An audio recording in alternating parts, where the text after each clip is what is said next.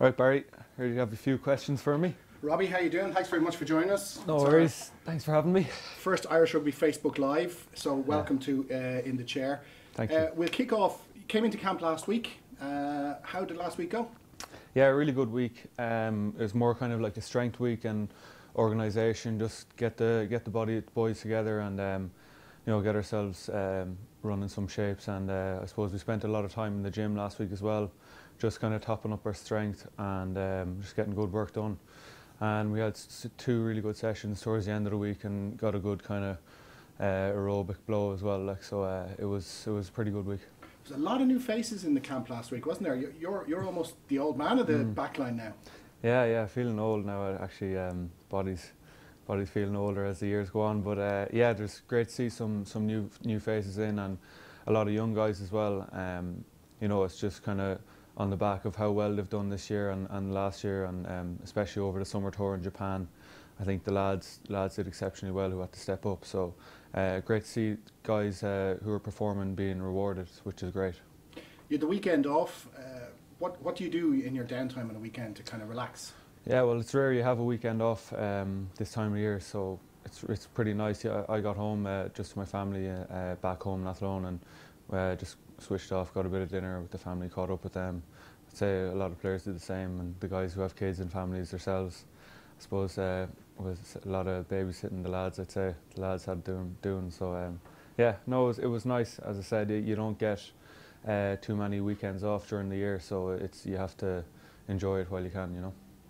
Came into camp. Was it late last night? Yeah, yesterday evening we came in around 6 o'clock. Not too bad. Okay, and an early start this morning. A typical day, like a typical Monday, you're up early. What's on the breakfast menu, for example? Breakfast menu, usually a big bowl of porridge, and there's a variety of eggs. There's omelettes on request, there's poached eggs on request, and then you have your scrambled eggs. So me personally, I go for the poached eggs on toast and a bit of bacon. Keep it simple. And then what was on the schedule this morning? Gym session, or were you on the pitch? We were up in the gym early this morning, 8 a.m. start. Then we had a few meetings after, and then back to the gym again for weights and on the pitch this afternoon. So Monday is typically your kind of longer day, more dragged out day. So yeah, it's grand. It's more long, but it's grand. We get through it. And I know you've just joined us after having lunch there. You mentioned porridge for breakfast. I know the two things that the lads always look for is the porridge and the soup. How was the soup today? Yeah, it was quite exotic today. I think it was a Moroccan sweet potato spiced soup with a bit of turmeric in it, I think. So. How did that go down for the lads with the more kind of conservative tastes? Yeah, I didn't see a lot of lads going around the soup bowl. So I think the mushroom and chicken last week was a big hit. So we'll be requesting that for again. It's funny, isn't it? It seems almost like so simple, but actually the food that you eat is really, really important, isn't it? Yeah, definitely. The lads are fairly picky to our nutritionist route. They get onto her if they're not happy, So, but yeah, definitely the diet in the game is massive. So you're fueled up for the week ahead. Talk us through the schedule. So you're on the pitch today, training tomorrow. What else happens throughout the week? Yeah, so two your big training sessions are the Monday, Tuesday when you're fresh and you're just getting things ready for the game on the weekend. Tomorrow will be typically probably an attack day. We start off early in the morning, so we flip it around. We'll have our pitch session in the morning, and we'll have our weights in the afternoon. And then on our Wednesday, it's our recovery day, and you go through your recovery protocols, get into the pool, stretch, get massage and stuff like that. And then Thursday we build again. That's kind of your last hit out before the Saturday game. Thursday you don't really do weights. Then you want to stay fresh and ready to go. Friday's your captain's run in the Aviva. That's just a low, moderate session, and then build to the game day on Saturday. Game day on Saturday, you'll hopefully, you'll be hoping to be named in the squad. 29 caps, and you're on the verge of the 30th. And we said it earlier, kind of jokingly, but you are now one of the more experienced players in the squad, aren't you? There's I think over half the squad have less than 20 caps.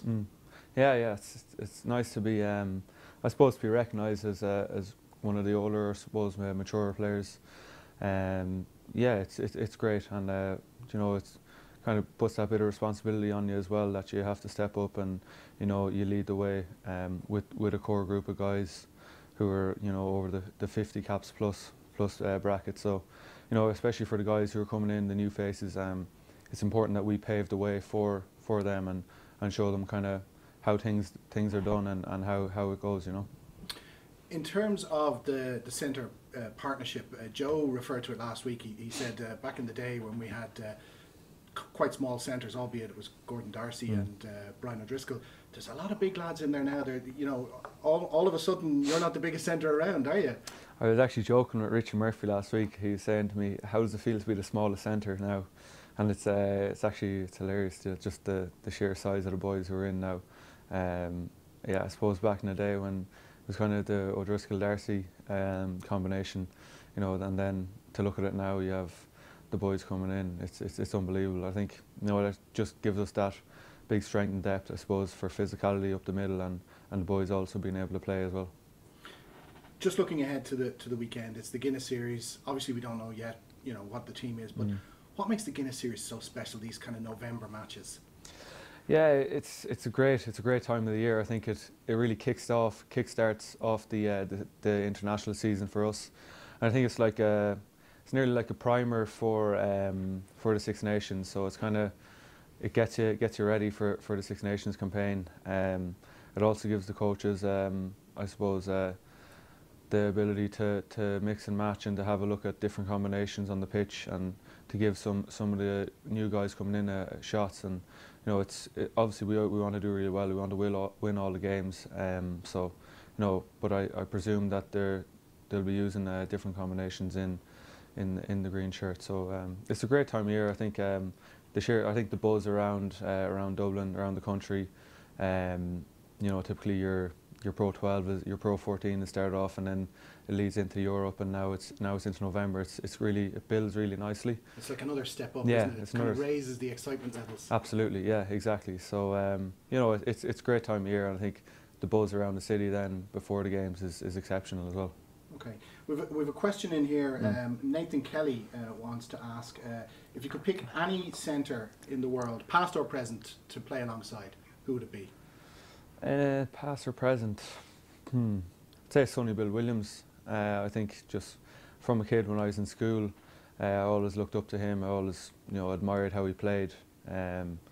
Really liked his kind of offloading game. So I'd say he's also a big unit as well. So to be able to play and feed off him, I'd say it'll be class.